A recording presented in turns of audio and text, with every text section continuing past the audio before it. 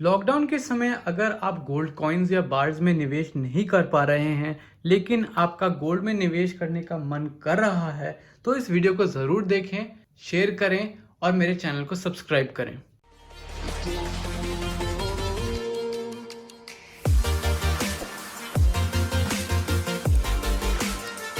Hello everyone and welcome to my channel.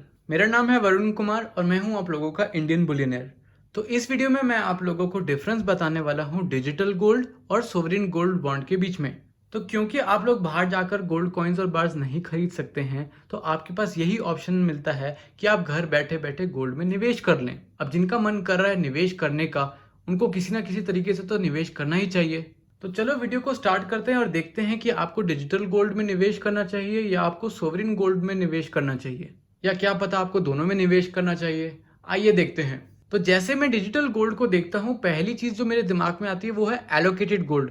Allocated gold मतलब जब आप डिजिटल गोल्ड में निवेश करते हैं तो आपके नाम का जो गोल्ड होता है वो उस कंपनी के लॉकर में रखा जाता है, यानी कि फिजिकल गोल्ड प्रेजेंट होता है। यही चीज अगर मैं सोवरिन गोल्ड बॉन्ड की बात करूं, तो जैसे आप इसमें निवेश करते हैं, आपको इसकी जगह ना कभी गोल्ड मिलता है, सिर्फ आपको इसकी जगह पैसे मिलते हैं। ये होता है अनएलोकेटेड गोल्ड। स्कीम तो गोल्ड के बारे में है, सोवरिन गोल्ड बॉन्ड स्कीम, लेकिन कोई गोल्ड इन्वॉल्व नहीं है। सेकेंड पॉइंट जो आता है मेरे दिमाग में वो है परचेज जब कर रहे हैं तो मिनिमम और मैक्सिमम कितना खरीद सकते हैं। तो देखो, अगर आप डिजिटल गोल्ड से गोल्ड खरीदना चाहते हैं तो मिनिमम आप 1 रुपए का गोल्ड खरीद सकते हैं और मैक्सिमम आप 2 लाख के ऊपर से लेके, कोई अपर लिमिट नहीं है, लेकिन केवाईसी आपको करवाना पड़ेगा। ये बता दो कि काफी सारी एप्स होती हैं जो 1 रुपए की जगह 100 रुपए का गोल्ड कहती हैं कि खरीदो। अगर हम सोवरिन गोल्ड बॉन्ड की बात करें तो ये कहते हैं कि आपको कम से कम 1 यूनिट यानी कि 1 ग्राम गोल्ड में निवेश करना पड़ेगा। और ये जो प्राइस होता है 1 ग्राम या 1 यूनिट का, वो हर सीरीज में बदलता रहता है। जो आप इस महीने की सीरीज में देख रहे हैं वो अगले महीने की सीरीज में सेम नहीं होगा, लेकिन 1 यूनिट के हिसाब से खरीद सकते हैं। 1 2 3 4 5 6 ऐसे करके। ये आपका मिनिमम हो गया, लेकिन मैक्सिमम एक इंसान 4 किलो गोल्ड के अगेंस्ट इन्वेस्ट कर सकता है पर ईयर, पर फाइनेंशियल ईयर। अब बात आती है हम डिजिटल गोल्ड को कैसे बेचें। तो डिजिटल गोल्ड को आप मोस्टली कभी भी बेच सकते हैं, लेकिन काफी सारी एप्स है जो आपको 3 दिन तक बोलती हैं कि रुको, उसी के बाद आप बेच पाओगे। हर ऐप का अपना अपना रूल है। जो ऐप आपको बेस्ट लगती है आप उससे डिजिटल गोल्ड में इन्वेस्ट कर सकते हैं। बात आती है सोवरिन गोल्ड बॉन्ड को कैसे बेचें। ये तो फिजिकल बॉन्ड है। तो फिजिकल बॉन्ड की अगर मैं बात करूं तो आपको कम से कम 5 साल का वेट करना पड़ेगा, और 5 साल के बाद को हम कहते हैं अर्ली मैच्योरिटी।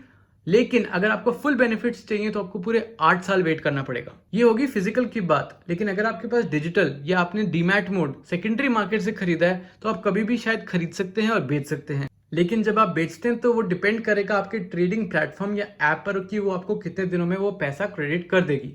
नेक्स्ट पॉइंट है कि आप डिजिटल गोल्ड खरीद कैसे सकते हैं। तो बेसिकली बहुत सारी पेमेंट ऐप्स होती हैं जहां से आप खरीद सकते हैं, जैसे कि पेटीएम, फोन पे, गूगल पे।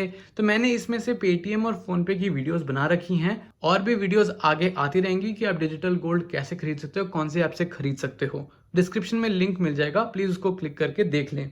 अगर आप सोवरिन गोल्ड बॉन्ड में इन्वेस्ट करना चाहते हैं तो आपके पास 2-3 ऑप्शंस हैं। ऑफलाइन यानी कि आप बैंक जाओगे या पोस्ट ऑफिस जाओगे। लेकिन अभी जैसे लॉकडाउन चल रहा है तो बाहर जाना सेफ नहीं है, घर पे ही रहो। और घर बैठे बैठे कैसे इन्वेस्ट कर सकते हो, वो आता है आपका ऑप्शन ऑनलाइन का। ऑनलाइन में आपके पास नेट बैंकिंग और आपके पास ट्रेडिंग एप्स का ऑप्शन आ जाता है। सिंपली एक गूगल कर दें सोवरिन गोल्ड बॉन्ड और अपना बैंक का नाम टाइप कर दें तो आपको दिखा आ जाएगा कि आपका bank sovereign gold bond offer करता है कि नहीं। नेक्स्ट पॉइंट है कि डिलीवरी। अब जैसे मैंने बोला कि ये जो डिजिटल गोल्ड है वो एलोकेटेड गोल्ड है, इसका मतलब है इसमें फिजिकल गोल्ड इन्वॉल्व है। तो इसका मतलब है आप कॉइन्स या बार्स डिलीवर करवा सकते हैं, लेकिन आपको उसके लिए मेकिंग चार्जेस और डिलीवरी चार्जेस देने पड़ेंगे। और ये भी बता दूं, जब आप डिजिटल गोल्ड खरीद रहे होते हो तो आपको जीएसटी भी देना पड़ता है, क्योंकि एलोकेटेड गोल्ड में जीएसटी देना पड़ता है। लेकिन अगर मैं सोवरिन गोल्ड बॉन्ड की बात करूं, क्योंकि ये अनएलोकेटेड गोल्ड है, इसका मतलब है इसमें कोई भी गोल्ड इन्वॉल्व नहीं है। लेकिन जब आप इसको खरीदते हैं, जो प्राइस दिया होता है सोवरिन गोल्ड बॉन्ड का, उसमें जीएसटी इंक्लूडेड नहीं होता है। और जब आपको पैसे वापस मिलते हैं तब भी उसमें जीएसटी का कोई चक्कर नहीं है, क्योंकि उसमें फिजिकल गोल्ड इन्वॉल्व नहीं है। नेक्स्ट पॉइंट है टैक्स। तो डिजिटल गोल्ड का जो टैक्स सिस्टम है वो बिल्कुल फिजिकल गोल्ड ईटीएफ और म्यूचुअल फंड की तरह ट्रीट किया जाता है। लॉन्ग टर्म कैपिटल गेन और short term capital gains. Sovereign gold bond में थोड़ा इंटरेस्टिंग है। अगर आप पूरे 8 साल तक रखेंगे तो आपको कोई कैपिटल गेन टैक्स नहीं देना पड़ेगा। अगर मान लो आपने आज 10,000 रुपए सोवरिन गोल्ड बॉन्ड में निवेश कर लिए और आज से 8 साल बाद वो 10,000 20,000 रुपए हो गए, तो आपको उन 10,000 रुपए पे कोई भी कैपिटल गेन टैक्स नहीं देना पड़ेगा। जो आपने 10,000 रुपए कमाए हैं उस पर आपको कोई टैक्स नहीं देना पड़ेगा। लेकिन अगर आप प्री मेच्योरली यानी कि 5 साल के बाद बेच देते हैं तो आपको कैपिटल गेन टैक्स देना पड़ेगा अगर आपने कमाया हो। लेकिन ये बता देता हूं कि जो आपको 2.5% इंटरेस्ट मिलता है हर साल, वो टैक्सेबल होता है as per income tax act 1961 43 of 1961 basically. बहुत लोग होते हैं जिनको जब पैसे की जरूरत होती है तो वो अपना सोने को गिरवी रख देते हैं। तो ये बता दूं कि डिजिटल गोल्ड में ऐसा कोई ऑप्शन नहीं है अनफॉर्चुनेटली। तो अगर आप लोन की तरह चाहते हैं कि आप कभी गोल्ड लेते हैं और उसकी जगह लोन मिल जाए, तो डिजिटल गोल्ड आपके लिए नहीं है। लेकिन सोवरिन गोल्ड बॉन्ड आपको ये ऑप्शन जरूर देता है। अगर आप इसकी जगह कभी लोन चाहते हैं तो आप अपने ब्रांच से डिस्कस करें ये चीज, आई थिंक वो आपकी हेल्प करेंगे। अगर मैं बात करूं कि इनको रेगुलेट कौन कर रहा है, अब ये देखो डिजिटल गोल्ड में ये प्रॉब्लम है कि इनका कोई रेगुलेटर नहीं है, सरकार से बैक्ड नहीं है, कुछ ऐसा सिस्टम नहीं है। अगर मैं सोवरिन गोल्ड बॉन्ड की बात करूं तो इसमें हमारी आरबीआई और गवर्नमेंट दोनों में लगी हुई है। आरबीआई तो इसे प्रमोट कर रही है, लेकिन बेसिकली जो स्कीम है वो गवर्नमेंट ऑफ इंडिया यानी कि हमारी सरकार की है। लास्ट जो पॉइंट मेरे दिमाग में आया वो ये है, जो सब सोचते हैं कि इसमें रिस्क क्या है। तो रिस्क की अगर मैं बात करूं तो देखो डिजिटल गोल्ड में ये हो सकता है कि कोई टेक्निकल फेलियर हो गया तो इश्यू हो सकता है। अगर आपका अकाउंट जो ऐप से आप साइन इन करते हो वो बैन हो गया या ब्लॉक हो गया थोड़े टाइम के लिए, तो आपको थोड़ी टेंशन हो जाएगी। अगर आपकी जो डिटेल्स हैं वो लीक हो गई तो भी आपको टेंशन हो जाएगी। तो ऐसी चीजें हैं जो रिस्क में आ जाती हैं डिजिटल गोल्ड के लिए। तो सोवरिन गोल्ड बॉन्ड की अगर हम रिस्क की बात करेंगे तो उसमें तो यही हो सकता है कि कल को कोई सरकार मॉडिफिकेशन ना कर दे। जैसे डिमोनेटाइजेशन हो गया था, रातों रात हो गया था, वैसे ही हमारा जो सोवरिन गोल्ड बॉन्ड है उसमें अगर कोई मॉडिफिकेशन हो गया रातों रात, तो फिर काफ़ी इन्वेस्टर्स होंगे जिन्होंने हज़ारों या लाखों रुपए लगा रखे होंगे, वो रातों रात टेंशन में आ जाएंगे क्योंकि वो कुछ कर भी नहीं सकते। उनके पास कोई कॉइन या बार नहीं है कि उसको मार्केट में जाके बेच दे।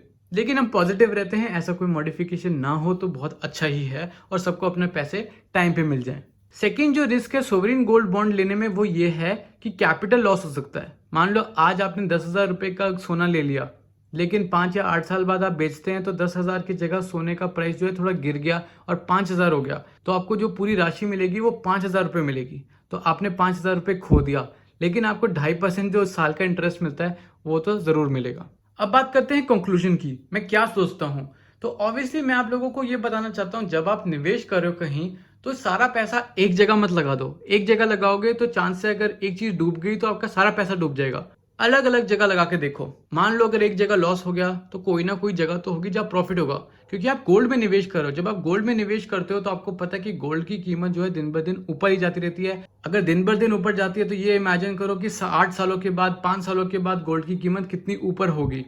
तो अगर आपके दिमाग में ये सवाल था कि इस टाइम पर हम गोल्ड में निवेश नहीं कर पा रहे हैं, क्या पता हम अपॉर्चुनिटी मिस कर दें, आगे आने वाले दिनों में या लॉकडाउन के बाद गोल्ड का प्राइस इतना ऊपर हो जाए कि जितना हमने सोचा था उतना हम लेंगे उतना नहीं ले पा रहे हैं, तो आपके पास ये ऑप्शन ज़रूर है। सोवरिन गोल्ड बॉन्ड पे मैंने काफ़ी वीडियोस बना रखी हैं। 20 अप्रैल से 24 अप्रैल तक सोवरिन गोल्ड बॉन्ड तो आपका चालू हो जाएगा। डिजिटल गोल्ड आपका 2400 घंटे होता है। आप बस डिसाइड करें आपको कौन सी ऐप से करना है, आपको कौन सा सेफ लगता है, आपको एलोकेटेड गोल्ड सेफ लगता है, आपको अनएलोकेटेड गोल्ड सेफ लगता है, आपकी मर्जी है। इन दिन आपने रिसर्च थोड़ा ज़रूर करना है क्योंकि आप पैसे लगा रहे हो, मैं नहीं। मैं तो पैसे सब जगह लगा चुका हूँ। डिजिटल गोल्ड को सिर्फ मैं टेस्ट करता हूँ। सोवरिन गोल्ड बॉन्ड में मैं निवेश कर चुका हूँ। आपके सामने तो कोई सर्टिफिकेट है, ऐसा नहीं है कि मेरे पास ये नहीं है इसीलिए मैं बोल रहा हूँ या कुछ ऐसा। जो जो चीज़ें मैं ट्राई कर चुका हूँ मैं उसी के बारे में आप लोगों को बताता हूँ, ताकि आप लोगों को भी क्लैरिटी मिले कि आपको सोने में अगर निवेश करना है तो किस तरीके से कर सकते हो, कौन से समय करना है। वो तो खैर आप ही को डिसाइड करना है। जब आपके पास पैसे होंगे तभी आप उसको स्पेंड कर सकते हो। अगर आप चाहते हैं कि मैं digital versus sovereign gold bond versus physical भी कंपैरिजन करूं या कोई भी कंपैरिजन चाहते हैं तो प्लीज नीचे कमेंट करके जरूर बताएं। ये वीडियो देखने से पहले शायद आप लोगों को नहीं पता था कि इस लॉकडाउन के समय आप गोल्ड में कैसे इन्वेस्ट कर सकते हैं। शायद आपको पहले से पता था कि आप कैसे इन्वेस्ट कर सकते हैं इस टाइम पर, लेकिन अगर आपको नहीं पता था या फिर आपने कुछ नया सीखा इस वीडियो में तो प्लीज इस वीडियो को जरूर लाइक करना और कमेंट करना, बिकॉज ये मुझे मोटिवेट करता है ताकि मैं अगले दिन आपके लिए एक नई वीडियो लेकर आऊं। तो प्लीज लाइक करें, कमेंट करें और शेयर करें किसी के साथ जो गोल्ड में निवेश करना चाहता है लेकिन उसे पता नहीं कि वो कहां से शुरू करे या क्या करे इस टाइम पर। और मेरे चैनल को सब्सक्राइब करें और बेल आइकन को क्लिक कर लें नोटिफिकेशंस के लिए। Thanks for watching.